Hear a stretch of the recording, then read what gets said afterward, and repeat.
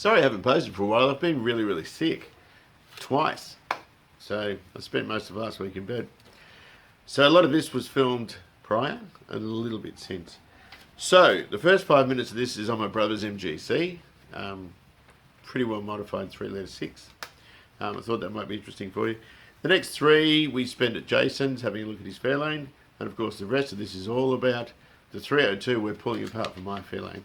It was an unknown quantity. I got it from Nathan Hickey with a whole lot of spare parts. There's a bit of a disappointment with it, and there's some really good stuff with it as well. So, I hope you enjoy. We're at my brother's house to have a look at his rather beautiful MGC. He's taking it into his work. I'm filming your car, John. And have a look at that. Absolutely beautiful. Now, in standard form, these things are fairly doughy. They're not much faster than a B, if anything at all. It's a 3 litre 6, but this thing's getting fuel injection, the whole thing. Absolutely incredible. It's even got a catch can on it. All sorts of other suspension modifications and so forth. It makes my B look terrible. And my B actually is terrible. All leather upholstery. It's like a brand new car. So we've got to stick it on the trailer and take it to John's work. There's the AU that I've got to do some roof repairs on. Okay, so tell us about it. It's a 3 litre. We bought it to 3 litre from 2912. Right, okay. To 2992, I think it is.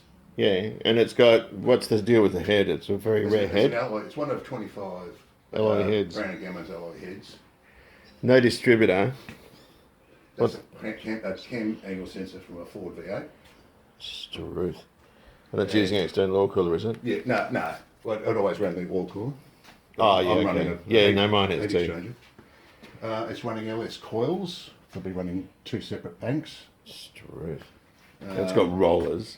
Yeah, that's all. That's God. I've taken off number 1 and number 12 rollers because that's where we're going to fit the. Yeah, I had to turn back because I forgot the bloody the leveler. Crank angle sensor. Yeah. Behind in front of a B&M. Sorry, an ATI balancer. So. And there's the bottom. That's how you pick an MGC. A big lump in it because they've got a 6. They've got torsion bar suspension, that sort of stuff.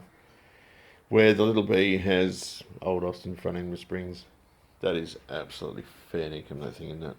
It's not even running a water pump. It's got an electric water pump on it. And an alloy back plate. The alloy head, alloy back plate, and an alloy flywheel. So it's saving about 25-30 kilos. Just on those? Just on those. Struth. What about the head? Well, the 16 kilos just in the head. That's as much as a person. 16 kilos? No. Well, no, 16 kilos plus 25. Well, that's a child. Yeah. And they're quite a cumbersome big block, aren't they? Yeah. With that's small. That's an Austin 3 litre off the sedan. So that's a similar sort of thing, right? It's the same sort of thing, except it's got it's got a front sump rather than this has got the rear sump. Oh yeah. So the oil pump's different, and it has the dipstick there. Yeah. Rather than on the other side. Yeah. And there's a Mustang. We've got to do the Mustang next, John.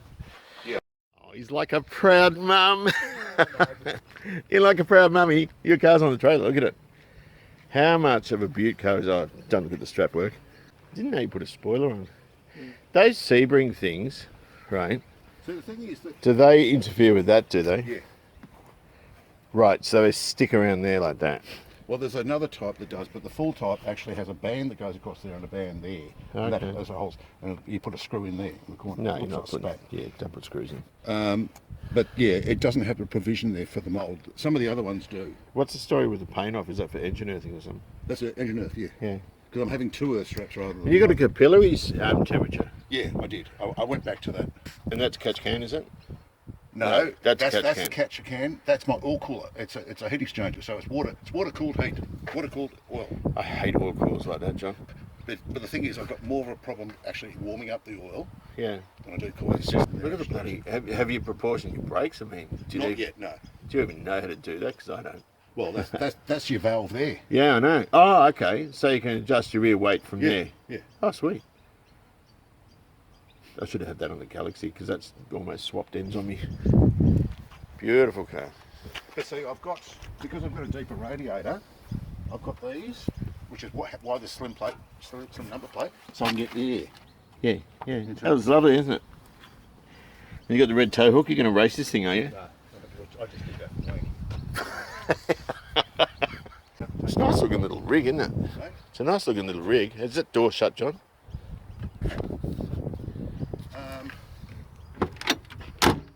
Yeah, no, it's a pretty poor fit. Okay. Yeah, that's why I close it. Nice. Well, BMC, right? Well, there we are. We'll go and take it to John's work. Expensive bit of kit, this. Oh, yeah, what do you think of this? Torque thrust. Torque thrust D. John bought it for the Mustang. I'm not sure if he used it. He offered it to me. I'm wondering about the XA. I kind of like globes though. I don't know. Anyway, wasn't going to go anywhere. Play music on that. That's loose, but that's just excess. Looks like there's no rotisserie in there anymore. Some blocks of wood. Jason. There it is. Oh, look at this. Hey! How are you going? I've got some film footage for you. Oh, you're a legend. Hi, Jason. Hey, mate. I got Hi, a. people. Yeah. I don't know where I'm going to put this. That looks mad as hell, doesn't it? It's awesome, brother. Yeah. Hey, I have just been nutting out bloody brake problems. Oh yeah. Got it all sorted, and every wheel spins and stops. So I'm happy. Oh good. Oh wow. That steering wheel looks mad in there, doesn't it? Yeah, it really looks good. Is that a repro? It is. I got a repro XY one. Yeah, I think I got one for the XW as well. So all your suspension's in now. Hey, Fuel line's in, suspension's in. everything's in. Fuel line. Grommets around there for the fuel line. Aircon drains in. Yeah. Wow. And yeah. It's got to be the from now nicest Fairlane I've ever seen. It's a ripper. From now on, it's just going to fall together. Yeah, well, Well, we say next that. weekend we've got to start your engine. Yeah. So yeah, that's the hump, the centre hump, and the Oh yeah, that's floor all shift. out of the donor, the ZG. Wow. Yeah, I saw that sort of towed out at the time. Yeah. Did you like So- that? The honey pot there, mate? Yeah, it The looks ground floor? friggin' mad, doesn't it? It's great. Oh, and I've got to sort out some wiring stuff, don't I? I forgot about that. Maybe. So you've got wiring going, hang on, what do you got there? You've got the ice going down through the chassis rail, have you? Yeah, I got it popping out just down the bottom there. Oh, I see. Just in case. I mean, I don't really care where it goes, but I thought, well, if we can hide it, it'd be good. But Yeah. I was talking to Adam about it, and he said it's all self-explanatory. So Yeah, fair he enough. said all the fittings line up, marry up. Yeah. Yes. Yeah, I've been struggling with that brake booster this morning and yesterday, mate. There was a Now leak. there's, that, I put one in the Galaxy and there's no circlip at the back of an XAXB one. And the piston will just fall out. So the preload on the preload on the actuator rod from the booster is what holds it all in. Yeah. And But, that's all I know. The problem was it was cleanliness, and I didn't put a lot of attention into actually getting rid of the rust inside the booster around that sort of circular sort of rebate. Oh yeah. Oh, was it coming back too Yeah. far, was it? Yeah, well, it wasn't going back far enough. It was getting hung up on crusty bits and pieces. So. The amount of really second-rate looking stuff I'm putting on this car. But these sorts of things, I might get these ceramic coated because there's a place that my brother's work uses, and I can show you the one on the MG. It looks like it's chrome. Really good, tough coatings. Now, Cleveland manifolds have a way of cracking, and this one looks all right. I don't know what they're off, but there's a lot of gunk on them. So when you get them coated, they actually sandblast them. You'd be amazed at how well they come, or how good they look when they come back. But when you consider how bad they look, all the mating surfaces are great. So there's someone's put Celastic on this. This is XCDE, right, with the TVS switches, the thermal vacuum switches. Some cars have, depending on the engine and the options, I guess, whether it be auto or manual, have two. That one's only got the one. And I think I copied that on the XC off the XD. It's the same. Once that's hydroed, that'll be good as gold for the Fairlane. So I'm sort of going through my stuff at the same time and working out what I can use for our Fairlane project. Right, a filthy little 302. Apparently, out of an XC panel van, it was Nathan's, and he sold it to me. It's sort of cobbled together with the water pump and the inlet manifold, but the rest of it I think's all been in one piece. Very clean inside apparently. It's got all its original stuff. I don't think it's ever been apart. But what we're going to do with this, there's a couple of things we can do. I'm hoping we can just have a re-ringer, in which case I'll use it in the Fairlane. If the bores are knackered and needs boring, then I might use this in the XA and the other block in the Fairlane, because the other one's a 1982 block, where this one is 1976 or 77 or something. So it's a bit closer to the right age. But anyway, having said that, it's got an early type filler, or what do you call it, thermostat housing on it. And, you know, we'll just suss it out and see how it is. A lot of this stuff, that's worth keeping. It's always worth keeping. I might actually, oh, that's knackered. I might have a look, hang on. What did I use in this one? Oh, I just used that. I can take that out and put a proper one in there. And, you know, has it got any oil in it? Hopefully it hasn't. I don't think it has. It'd be good if it didn't. It looks like it might actually. So we'll get it up and drain its oil. But I just want to see how it looks inside. And that will give us some answers we're seeking. So, I think we'll start with pulling that carburetor off. This little bloke's got a Holly 6 on it. That's the choke wire, which we don't want. We don't want that. That's garbage. It's all bent. And that, we'll get a new vent pipe for it. I'll just take that star washer off. We're not bagging and tagging because I know where everything goes, but we will put internal engine bolts in a bag. It's got a phenolic spacer, which is nice. It's also got a 351 manifold. I'll show you what I'm talking about. That's very nice. Actually, I won't put that there. I'll get rid of that. And I'll put this over somewhere else. Just a moment. I've seen these adapters held on with hex head, or sorry, slotted screws. They're normally hex head.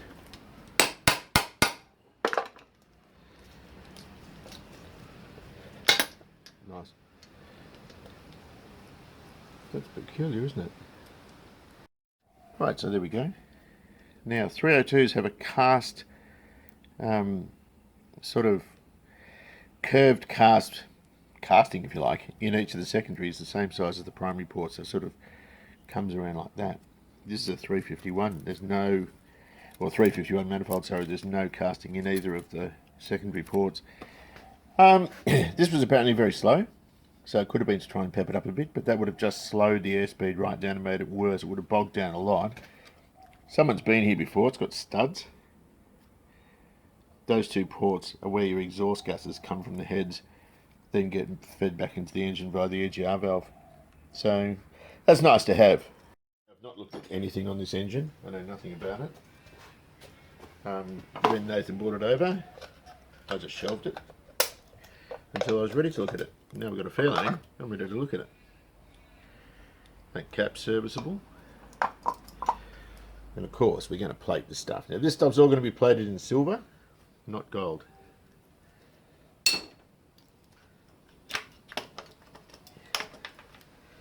Stop the twig getting in there. Oh, squeaky. That could use a bit of reconditioning love.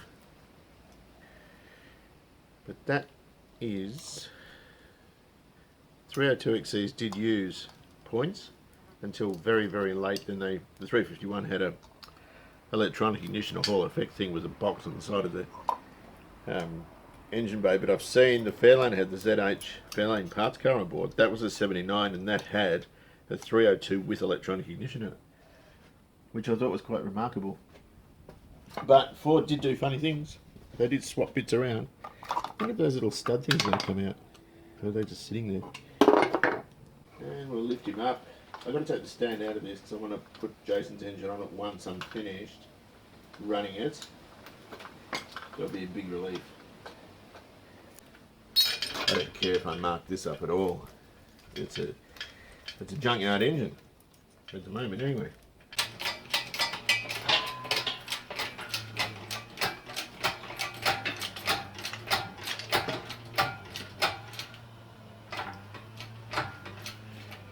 Add some playtime here. This is a earlier dipstick.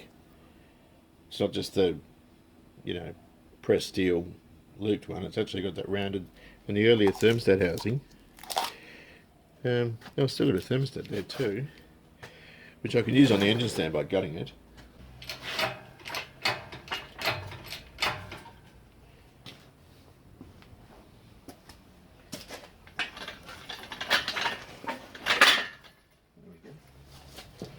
Where's my little pin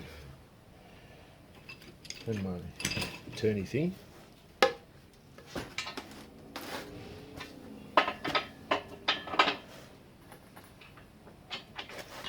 There we go. There we go. Hope it's comfortable there. Forward fasteners are normally pretty easy to work out. All your manifold ones will be shouldered like that. Water pump ones normally have a separate washer or a lock washer on them, like this. Now this one down here, can we see there? That has your alternator bracket on it. There. This one's quite a bit longer than it seems to be, because it's got two. It's got the one that goes underneath the alternator, as well as the pressed steel bracket as well. This manifold's loose, so I'm just going to pop it off. Now, some manifolds will have long bolts here. Early ones don't. They've got shorter ones there. Some of this crud might drop into the engine. Another good thing about this thing is it's got this. That's your spring retainer for your throttle spring. Great to keep. So we'll hydroblast that. You can plate it or paint it or powder coat it, whatever you want. But really good to hang on to. Sorry about using a zap gun for this. I'm not well today, so I just wanted to get it done quickly. It's very clean inside. Now these things are known for rusting. It's cast iron. It's a pain in the neck and all the rest. I'd be inclined to just clean those runners with a bit of thinner, tape it up, tape the top up, keep the moisture out of it so it doesn't get any surface rust in there. The plugs all look pretty good, like really good, actually. Except I busted a couple of them. I actually used the rotor gun getting them out. How butcherous is that? Let's take this off. This looks pretty good, this thing, because the ZK will use the emission type thermostat housing with the what do you call it, the TVS switches in them. This looks really good. Now I don't know why these things are like $100. There's nothing in them. I've no idea why they're so expensive, but I'll get it hydroed, and it might be good enough to use on the XA. This thermostat here, another thing you can do. It's not a great idea to run a thermostat on an engine stand. We can gut that so it's got that restrictor, and so it's open, because we don't want any airlocks, nothing. Generally speaking, they have a little bleeder hole. You can just drill a 1/8 hole there, just so any of the air in the block when you're filling it with coolant can escape and you don't get any airlocks. Accessories on these things, you generally see these bolts. Some of the later accessory ones have a big shoulder on them, and they haven't got that castellated sort of look in the top. So you'll see them on the accessory on some of the early ones, on the flywheel as well as the balancer. This one hasn't got them, it's got something different in there. But we'll take those out. Both this and the XA will get power steering too. And I think Nathan wanted that pulley back. It's an accessory pulley. Fuel pump's never a keeper, because there's no unions worth keeping. We wouldn't use an old one. That was just there obviously to stop stuff getting in the crankcase. That's straight in the rubbish. Oil filter as well, but this looks like there's been water in there too. Don't know. Pulleys are interesting. I think that's the standard single groove one. I'm not sure. So that would be on a vehicle with no power steering. That's the accessory one. That I think Nathan wanted that back, and he can have that. That's fine. But the bolts, some of them are. Hang on, let me just clean that off. Yeah, some of them, that's not castellated. That one is, and this one's shorter and not, so it's had a mishmash of things put in it. Actually, check to see if this thing rotates. Apparently it does. But I'm wrong, because it's stuck. Oh no. Ooh. Something's very nasty. Pretty crusty old thing.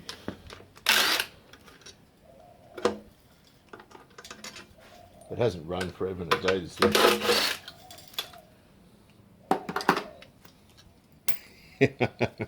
Oh my goodness. Oh yes. Oh, look at that.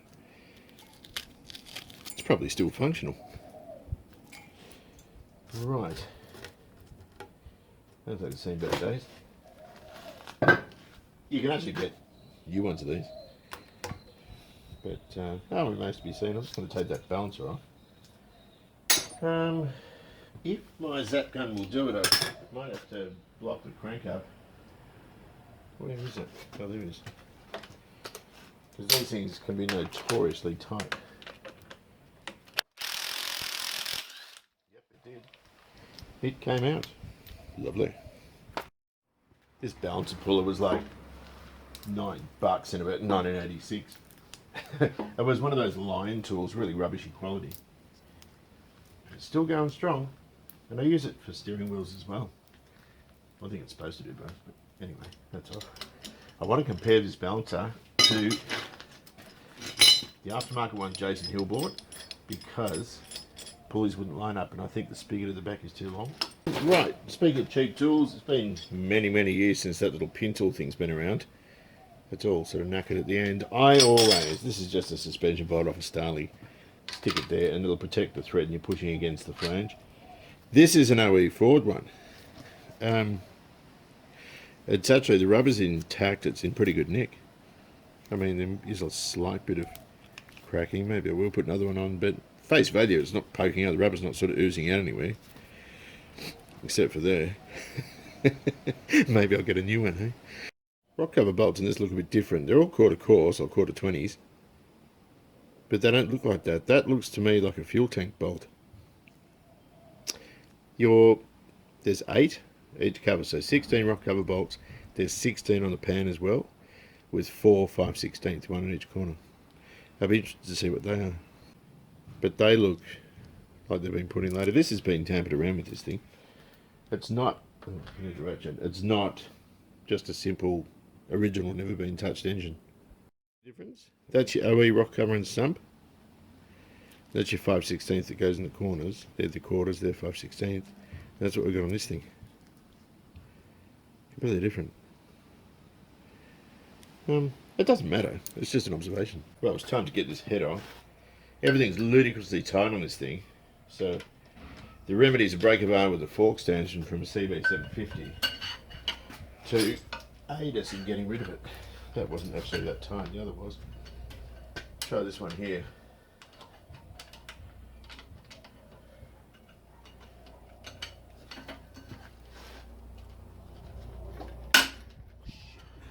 That was tight.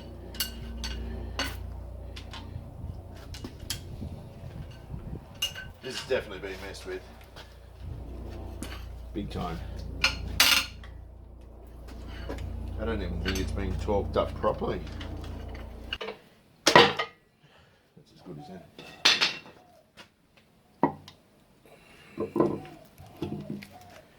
Beautiful little quench chamber heads. It's always nice to see.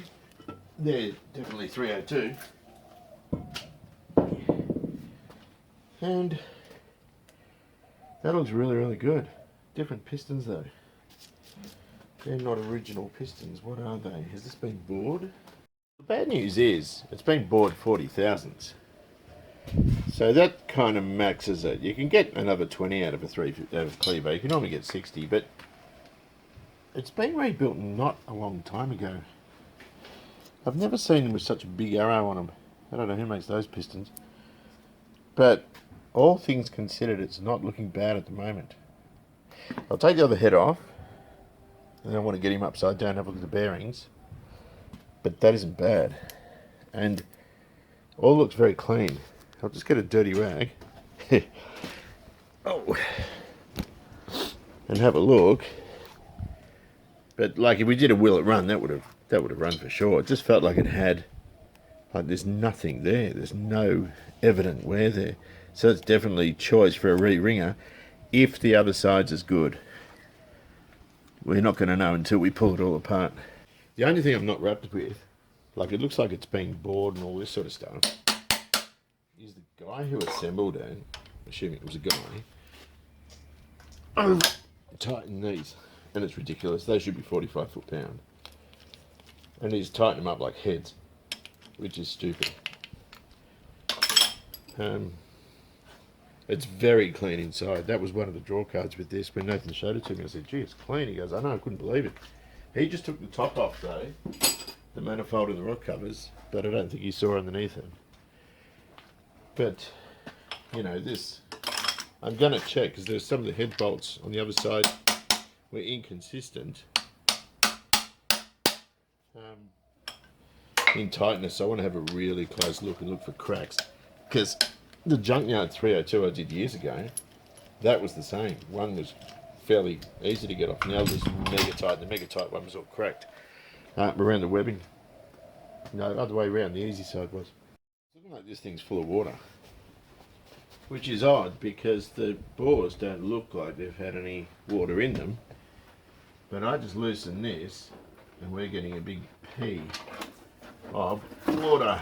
There you go. It's not quite a lot too. So that's not terrific. Whoops. I'll leave it there. It's not even any oil in there. So I don't know how that got in there. It certainly didn't happen here because it's been undercover. And Nathan said it had been undercover too, but there's no water damage in the manifold. There's no water damage anywhere. I just don't know how it's getting in, or how it got in. That's just water. Oh, here we go. Here comes the oil. That's less than satisfactory. Anyway, we'll let that drain, because I want to take the pan off. There's no ridge or anything. It's really clean. I'm actually glad we didn't will it run it, because it could have, all that loose debris on the piston could have just damaged it, I guess.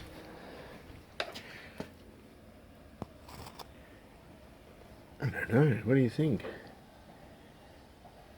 I'm going to turn it over for a minute, just hold on. Seems to be turning over a lot smoother.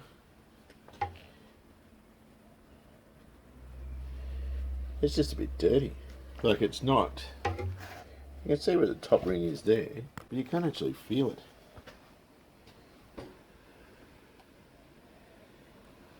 You know, and that to me is better than, you know, an original bore one that needs to be bored, because one thing I don't want to do is spend an awful lot of money on this. It was always going to be a re-ringer. And it's lovely and smooth to turn over. It looks like this had some water staining in number 2. Oh no, that's not water stains. That's just dirt stuck to the bore. Yeah. I mean, this is really cool. So, even if the pistons are shot, I can just get some new 40s.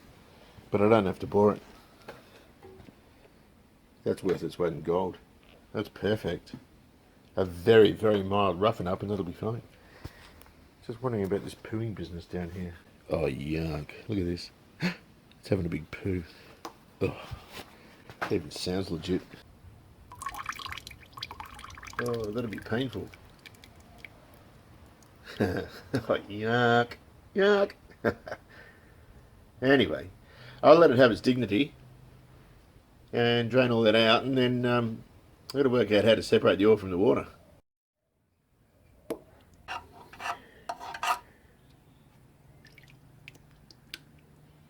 it's serious, that, but, oh, there's a lot in there, I can feel it.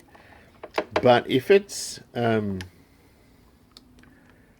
if it's damaged the crank, I don't care, because I've got a really mint crank, 302 crank from Jason's Fairlane, his original crankshaft. So we just want to get rid of all that. I don't actually know how I'm going to dispose of this. I have to put it in a container by itself and take it to a council depot or something. That's a real mystery. There's no evidence from the cylinder heads that water's been sitting in there from the oil cap being off and the PCV valve being off. There's no evidence anywhere. Not in the bores, nothing. Well, it's the following day.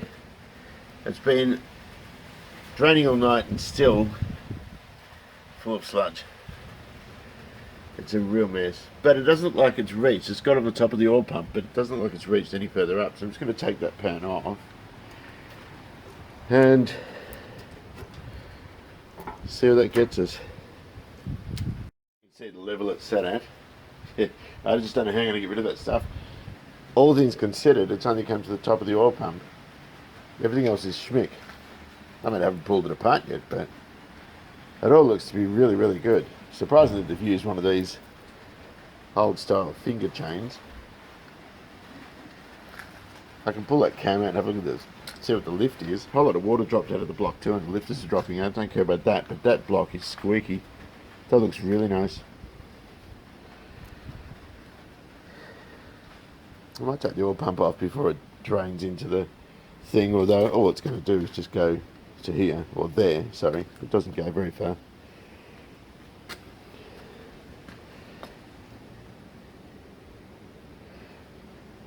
It actually looks really good. There it is, 302. That's how you pick them. If the crank doesn't say anything, it's a 4MA or 4MAB, American block. All Aussie ones will have embossed on the crank the size of the engine.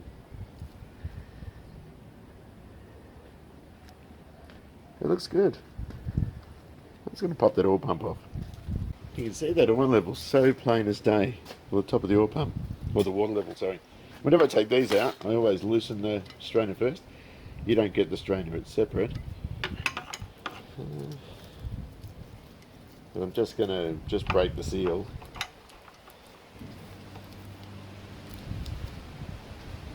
Damn. There we go. That way I can stick it in a vise, it'll just come off. So I pulled a couple of pistons out. The crank's been ground 10 thousandths under. And looks fine. That's just 2 pistons though. Once I've taken them all out, actually I'll take that timing case cover off and just check the valve timing. There's the sump, 302 sump. 351's normally had a baffle in it. There are exceptions to these rules, but that's what we've got there. It doesn't look too bad. After a clean up on a hydroblast, I reckon it'll come up like new. Here's our piston, standard rod bolts. Is that focusing? Never seen one with that huge arrow like that. I don't know what it is. Very clean though, particularly underneath. I'm wondering if this engine has been running with water in it. What does that say? Just a couple of markings. And hot water's been through the engine, and that's why it's so clean. And of course, since it last ran, well, you don't drop. It last ran in 2002, so it's given the water plenty of time to evaporate off from the overhead gear. But I have no way of telling what's actually happened to it. I'm assuming, it could have a cracked head, it could have anything, I don't know. I'd like to put ARP bolts in those, but you have to get the rods resized, which I think means taking the pistons off and all this. So I'm not going to bother. I'm just going to put new bearing shells in it. I'll have a look at the mains. If the crank's got any damage, I have got another crank which is just as good, if not better, and we'll just take it from there. But I have got these heads. These are off the Junkyard 302. I do have to give Jason a set of heads back because I bought his for my XA, if you know what I mean, but I'm not using them on the Fairlane engine. Right, we've pulled that little 302 apart. It's not looking too bad. Crank timing is set, hang on a minute, straight up, or cam timing. It's not too bad. I thought it might be retarded. Lifters are all, been a little bit of rainfall, lifters are all fine. There's a couple that have got a bit of wear on them. These are just HT 900s, they're in Windsors, Clevos, I think Crossflow 6s. Jam sandwiches have got them. They're pretty common. But that doesn't look too bad. I've just got to clean it up a bit. I've started cleaning the deck surfaces. I might just pop that cam out and have a look. Oh, one thing that's interesting. JG23, Falcon 500. PJ is May 1974, so it's out of an XB Falcon 500. This engine built in Broadmeadows. So there you go.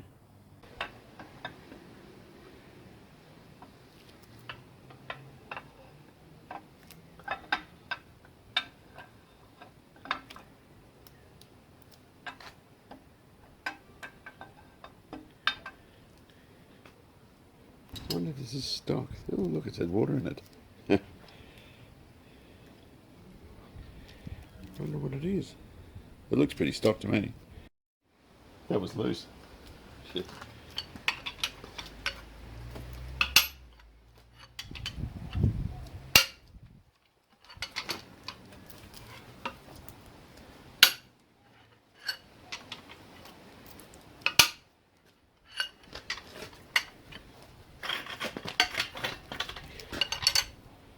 That one's not.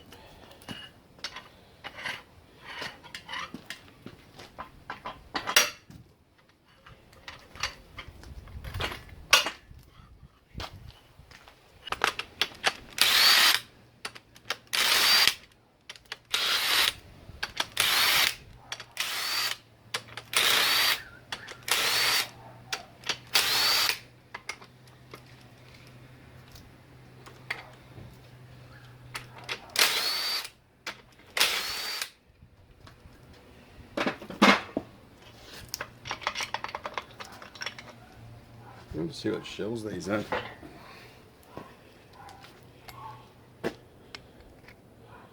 $10,000s. So the crank's good. Really good. Yeah.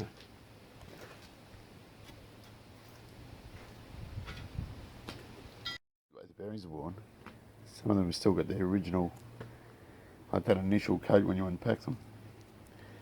But they're not bad. I'm not reusing them though. But all told, doesn't look too bad. The Welsh plugs are all brass, so I wasn't going to take those out. But I will power wash to get the rusty water out. But otherwise all good. Changed my mind.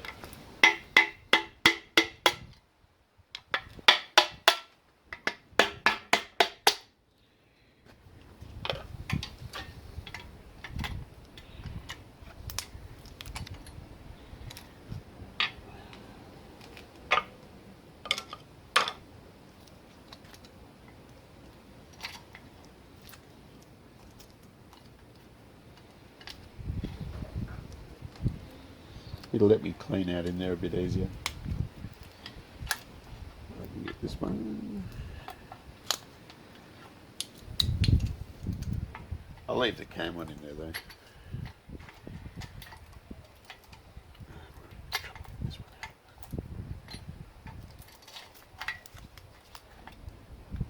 But yeah, there's nothing wrong with them. I can't reuse them though. Just got to pull these gallery plugs out. And there's two different types, which I forgot to mention before. The pointy ones and the flat ones. And apparently the thread is a tiny bit different. One's a J thread. I don't know what the other one is. But they're good because if you've got spares, instead of using TBS switches in these, Ford just use these as plugs. That was good. Probably the other one I would think, because this one goes straight through, but in the XD, hang on a second, that feels like the right thread. Well, what's this one like? In the XD, I think it's this one here. Yeah, it's that one. That's what it looks like on the actual car. So your pointy ones go at the front. Check this out. I think It's a casting fault all around.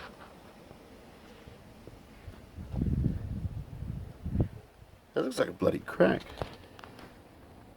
Now Jason's got the same manifold here, and his hasn't got it. Well, his is actually covered in oil. It could be a casting imperfection. I was just about to bag it up, and I noticed that. It's disconcerting seeing it.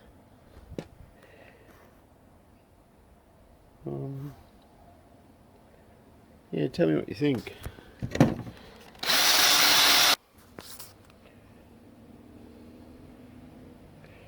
Whatever it is, I don't think it's recent. Jason had two here he was thinking about for his Fairlane engine. This is another 351 manifold, XCDE. And I mean, it's oily, but there's nothing there. This is latex BGT or P5 LTD, Holly pattern. It's clean as well, as far as I can see. But he's probably better using that on his hardtop. And this one he might, I don't know what he's going to do with it. Probably sell it off or whatever. Got some stuff with the hydroblaster here. Worried about that. It might be a bit thin around there, and also it's being belted there. We'll see what he says. Worst comes to worst, I can always put a new pan on. Yeah, it's been hit there. A lot of it's just, you know, things like pulleys. It's easy to get it done professionally than it is for me to do it. So I'll give him all this stuff. Engine brackets. There's actually a couple of cleavers worth of stuff I've got to get done. You know, these sorts of things. That's the timing case. Spotless on the inside. This did run on gas. Pretty mangy on the outside again. If it doesn't look like it's going to be any good, we won't worry. I might get the drive plate done at the same time as the sandwich plate, because that's on this engine at the moment.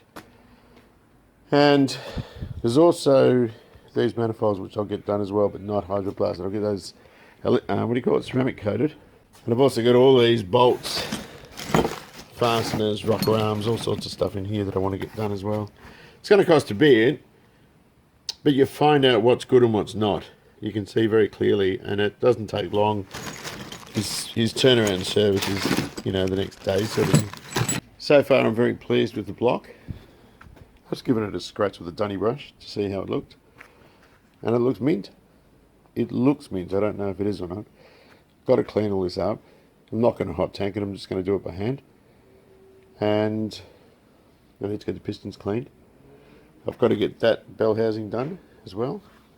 Just clean everything up, and I've already organised some parts. So anyway, look, hope you enjoyed this.